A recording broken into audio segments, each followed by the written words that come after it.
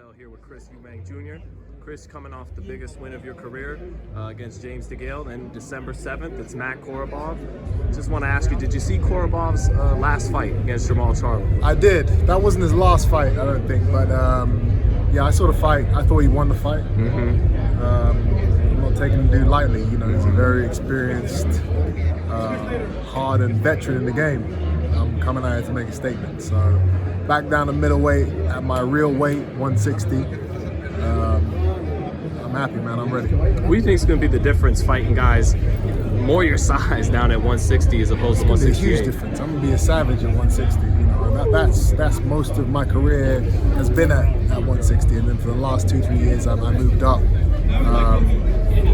Couldn't say no to the money, man. There was too many big fights, too many money fights up there at that weight.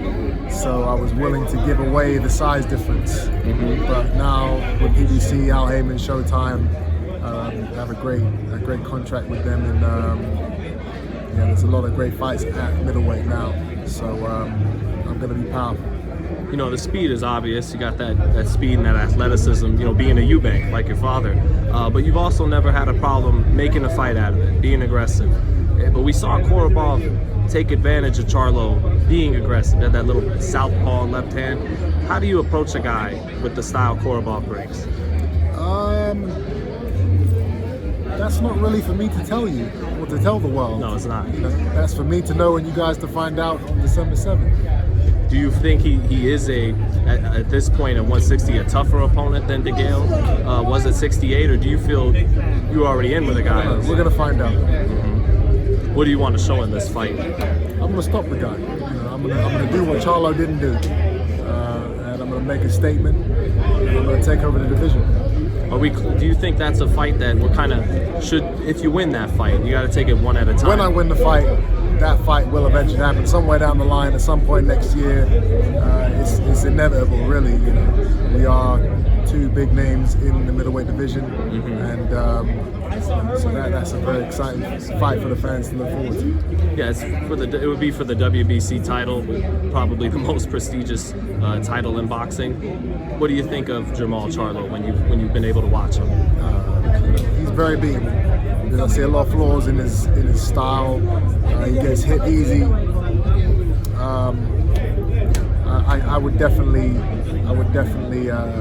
handle him savagely. You know, I would take that guy apart, 100%.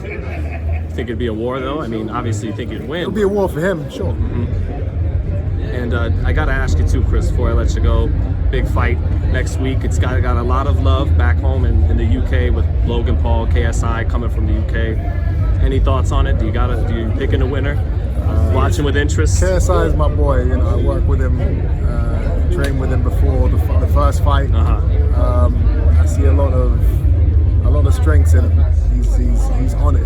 He's really on it. You know, I was with him actually yesterday, and you know, he's much more focused for this fight than he was the first time.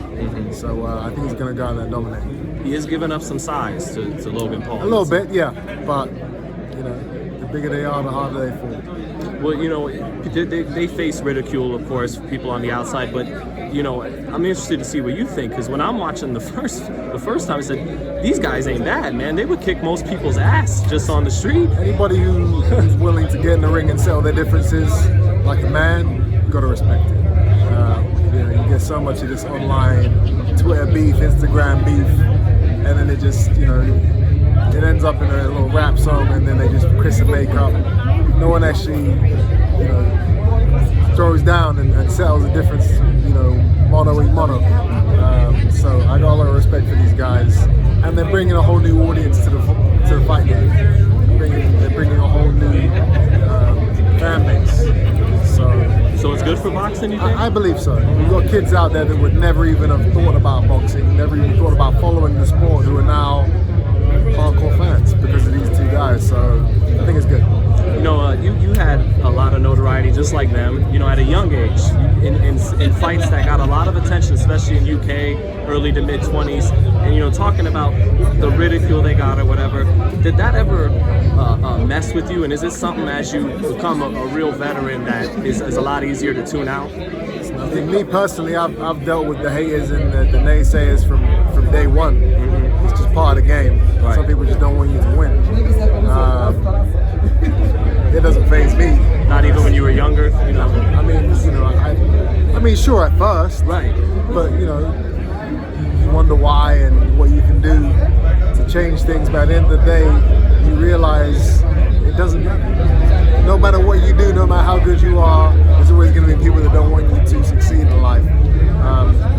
So you just got to do what's best for you. You got to perform.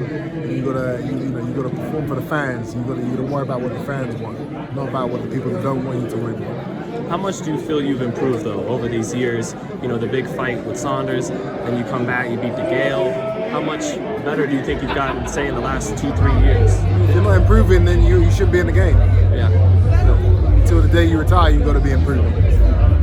Well, you know, obviously it's not true for all fighters. So but what you're saying is true. That obviously you got to get better, or else it's stagnant, right? Otherwise, well, why are you fighting?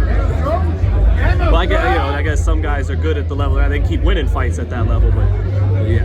And then I gotta ask you one more fight, the Joshua Ruiz fight. You going with Joshua in that fight? How does that? I think so. I think he can pull it off. Again, another good friend of mine, and it's definitely a fight he can win if he puts his mind to it. What's the chance that he's just run into a bad style? Because it seems he loves to explode kind of up close, mid-range, you know, his hooks, his uppercuts, and that's what Ruiz does too. Or do you think he could do more? What do you think about that? Listen, Ruiz he's a boogeyman for Joshua, that's for sure. But if he goes in there with the right mindset and the right strategy, then he should be able to come away with it.